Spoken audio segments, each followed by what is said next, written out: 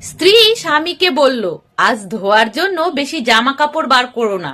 স্বামী তখন জিজ্ঞাসা করলো, কিন্তু কেন? স্ত্রী বলল, আমাদের কাজের মাসি 2-3 দিন কাজে আসতে পারবে না। স্বামী তখন বলল, কেন, কাজে আসতে পারবে না কেন?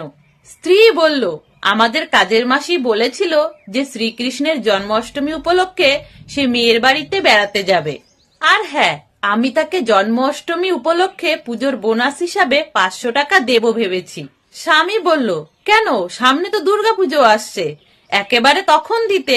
স্ত্রী বলল, আরে না বাবা, বেচারি খুবই গরিব, জন্মাষ্টমী উপলক্ষে সে তার মেয়ে নাতির বাড়ি যাচ্ছে, এতে তার খুব উপকার হবে আর ভীষণ ভালোও লাগবে। আর বাজারের যা অবস্থা, সব জিনিসের যা দাম বেড়েছে, এ পয়সা দিয়ে বেচারি কিভাবে শ্রীকৃষ্ণের জন্মাষ্টমী উৎসব পালন করবে? স্বামী বলল, তুমিও না প্রয়োজনের থেকে একটু বেশিই ভাবুক হয়ে পড়ো। স্ত্রী বলল, আরে না, তুমি এত চিন্তা করো না তো, আমি তাকে 500 টাকা দিয়ে দেব। আর তুমি এক কাজ করো, এই রবিবার তুমি আর পিৎজা অর্ডার করো না, সেটা আমরা পরের রবিবার খেয়ে নেব। স্বামী বলল, বাবা, তোমাকে আর কি বলবো, আমার মুখের থেকে পিৎজা কেড়ে নিয়ে তুমি কাজের মাসির থালায় দিয়ে দিলে।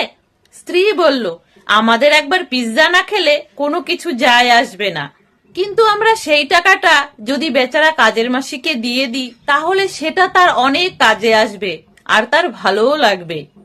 স্বামী বলল, আরে ঠিক আছে বাবা, তুমি তাহলে ওকে টাকাটা দিয়ে দিও। 3 দিন পরে যখন কাজের মাসি ছুটি কাটিয়ে ফিরে আসলো, মহিলার স্বামী তখন তাকে জিজ্ঞাসা করলো, কি মাসি, তোমার পুজোর ছুটি কেমন কাটলো? তখন কাজের মাসি বলল, খুব ভালো কেটেছে সাহেব, আর দিদি যে আমাকে টাকাটা দিয়েছিল সেটা অনেক কাজে এসেছে। তখন মহিলার স্বামী জিজ্ঞাসা করলো, তো মাসি, এ কটা দিন তুমি তোমার মেয়ে নাতি জামাইয়ের সাথে কেমন কাটালে? আর তোমার কোনো অসুবিধা হয়নি তো? কাজের মাসি তখন বলল, না না সাহেব, খুব ভালো লেগেছে, আর এই 3 দিনে সেই 500 টাকাটাও আমি খরচ করে ফেলেছি। মহিলার স্বামী বলল, ও আচ্ছা ঠিক আছে, তাই 500 টাকায় তুমি কি কি খরচা করলে? কাজের মাসি তখন বলল, সবার প্রথমে তো আমি সেই টাকায় 150 টাকা দিয়ে নাতির জন্য একটা টি শার্ট কিনেছি, আর 40 টাকায় একটি পুতুল কিনেছি, 100 টাকায় মেয়ে নাতনির জন্য মিষ্টি কিনেছি, আর 50 টাকায় প্রসাদ কিনে ঠাকুরকে ভোগ দিয়েছি। 60 টাকা আসা যাওয়ার ভাড়া লেগেছে, আর 20 টাকার চুড়ি কিনেছি মেয়ের জন্য, আর জামাইয়ের জন্য 50 টাকায় একটি ভালো দেখে বেল্ট কিনেছি, আর বেঁচে যাওয়া বাকি 30 টাকা আসার সময় খাতা পেন্সিল কেনার জন্য নাতির হাতে দিয়ে এসেছি। কাজের মাসি এভাবেই কাজ করতে করতে পুরো 500 টাকার হিসেবটা তার সাহেবকে দিয়ে দিল।